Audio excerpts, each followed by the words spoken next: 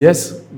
Երևանցի Հարութն եմ։ Տենց մի հատ բակ չկա, որ այդ բակերից մեկում մի հատ շուն վրաս հաչացած չլինի։ Հարություն Արշակյանի կասկադյորական վթարը Նիվա Մագնիշի մեքենայով, որի արդյունքում դու մխրճվել էիր Ավանի բնակիչներից մեկի տան մեջ։ Նայեցի մեքենային, ասի լավ, ես իմ հետ ամեն ինչ նորմալ է, ոնց կարող էր այս վթարից հետո ինձ ընդհանրապես ոչ մի բան չլինել։ Մեր ընտանիքում հայ առաքելական Սուրբ եկեղեցու ազդեցությունը շատ մեծ է։ Ոնց որ ինձ ուղղորդեր այդ ուժը, այդ լույսը։ Ոնց որ ինչ-որ մեկն ասեր դու ընդամենը քեզ sense ձիգ բայի քո նստարանին ամեն ինչ նորմալ է լինելու։ Ես ուրախ եմ, որ այն ընտանիքում եմ մեծացել, որ հայրս իր տեղում է, մայրս իր տեղում է, եղբայրս իր տեղում է։ Ու ես միշտ այդ օրինակով sense հպարտ եմ եղել, որ ասել եմ ես